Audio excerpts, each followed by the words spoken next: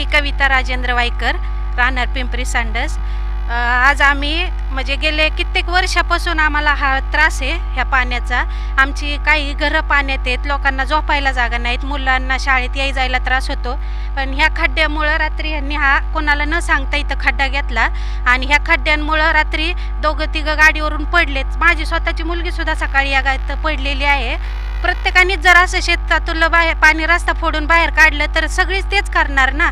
त्याच्यामुळं हा आम्हाला हे बंद करून पाहिजे आणि चारी कोणाची असो, ह्यांची असो, माझी असो किंवा इतर कोणाची असो, आम्हाला सगळ्या नियमात बसल तेवढे आम्हाला चारी काढून देणे।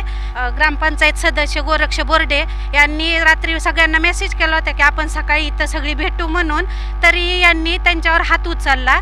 बरं, प्रश्न फक्त पाण्याचा होता ना, सगळ्यांनी मिटवला असताना हात उचलायची काहीच गरज नव्हती। आणि याला कारणीभूत आमचे गावसुद्धा आहे। यांनी समोर असताना आमच्या सदस्याला मारहाण करताना एकही जण मध्ये आलेला नाहीये। मारणारी पण आमचीच आहेत आणि मार खाणारी पण आमचीच आहेत, पण हा त्रास सगळ्यांना होतोय। याच्यावर यांनी कारवाई करावी आणि ही आमची जी समस्या आहे ती सगळ्यांनी सॉल्व्ह करून द्यावी मिळून। तर रस्त्याला आमच्या इतकी वर्दळ आहे ना, ऊस काढण्यापासून ते प्रत्येक बुरकेगाव असो, पिंपरी असो, गावातली इतर असो, शाळेची व्यक्ती असो, मुले आहेत, लहान लहान वृद्ध माणसं आहेत, सगळ्यांनाच हा त्रास आहे। त्याच्यामुळे आमचा नलगेमाळा रोड लवकरात लवकर त्यांनी करावा आणि चाऱ्यांची ही कामं त्यांनी करून द्यावी, कारण शेतकऱ्यांनाच नाही तर घरात सुद्धा माणसांना त्रास आहेत। पण इतकी बेकार परिस्थिती आहे ना, घरात डायरेक्ट माणसांच्या पाणी घुसलेलं आहे। आता वाटलं तर त्यांनी आमच्या सोबत यावं आणि ते सगळी पाहणी करावी। मी वैशाली नवनाथ बोर्डे, पिंपरी सांडस। आज आम्हाला इथं भरपूर अडचण आलेली आहे। आम्हाला चाऱ्या साफ करून पाहिजे, रस्ता नीट व्यवस्थित करून पाहिजे। शासनाकडून आम्हाला एवढी मागणी आहे। आम्हाला सगळ्यांना भरपूर त्याचा त्रास होतोय, त्याच्यावरून वाद पण होतात, ते वाद होऊ नये आणि सगळ्यांनी लक्षपूर्वक आम्हाला चाऱ्या साफ करून देणं, रस्त्याचं काम करून देणं हे शासनाने लक्ष द्यावे। शासनाला आमची एवढीच मागणी आहे की आमच्या चाऱ्या साफ पाहिजे, रस्ता आमचा नीट करून पाहिजे, आम्हाला रस्ता पाहिजे।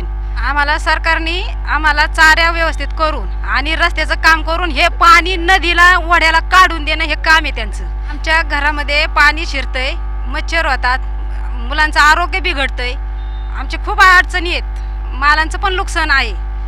त्याच्यामुळं सरकारने याचा लवकरात लवकर निर्णय घेणे आणि पाणी सगळे काढून देणे नदीला व्यवस्थित, नाहीतर आम्ही आक्रमक भूमिका घेऊ याच्यावरती।